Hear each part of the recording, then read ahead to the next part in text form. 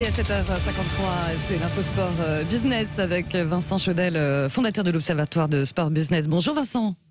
Bonjour Laurence. Alors ce matin, vous vouliez revenir sur le retour de Benzema en équipe de France. Et oui, c'est un peu le retour du fils prodigue.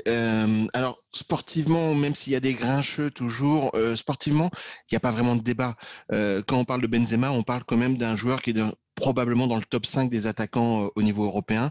Certains l'ont imaginé vraiment le lieutenant de Cristiano Ronaldo, mais force est de constater que depuis le départ de Ronaldo à la Juve, c'est lui qui porte l'attaque du Real Madrid. Et d'un point de vue palmarès, il n'y a pas trop de débat non plus, puisque ce joueur a gagné 4 fois le mondial des clubs, il a marqué des buts, il a été 4 fois champion de France, 4 fois champion de la Liga, il a gagné 4 Ligues des Champions. Non, il n'y a pas de débat sur le plan sportif.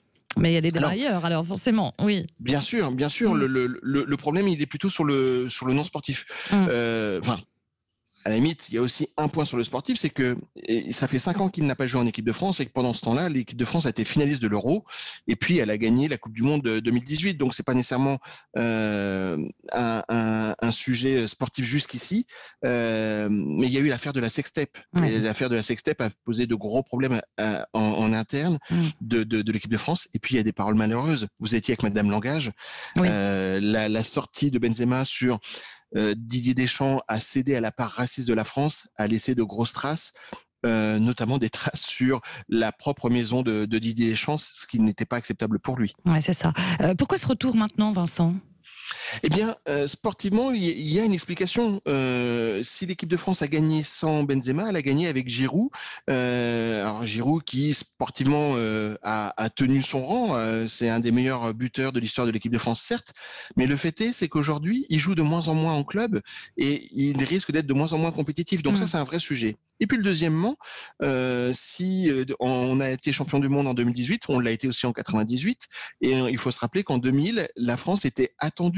Et il lui a fallu une attaque beaucoup plus performante.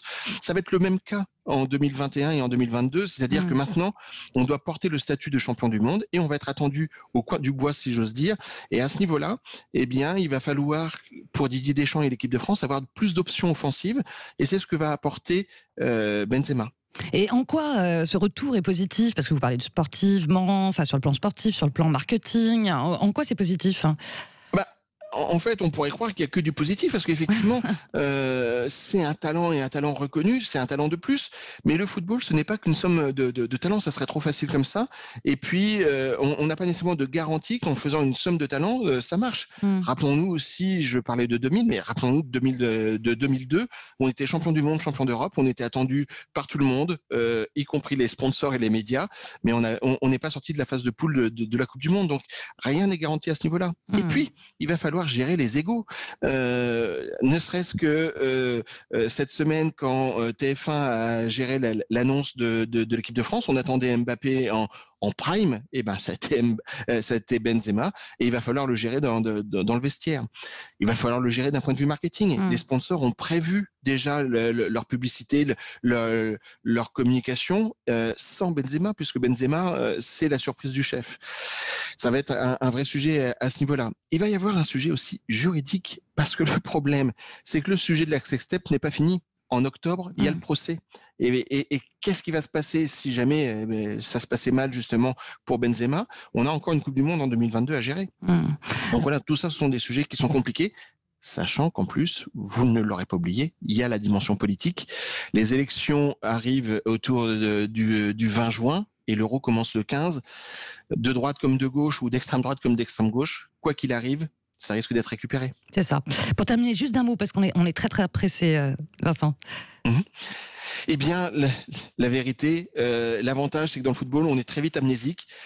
Tout ce qui est pointé là, qui pourrait être des problèmes, si ça se passe bien sur le terrain, personne n'en parlera et ça sera tant mieux. Donc, attendons et croisons les doigts dès le 15 juin à Munich pour que tout se passe bien. Et ben voilà, ça sera le mot de la fin. Merci beaucoup, Vincent Chaudel, pour vos éclairages. À bientôt.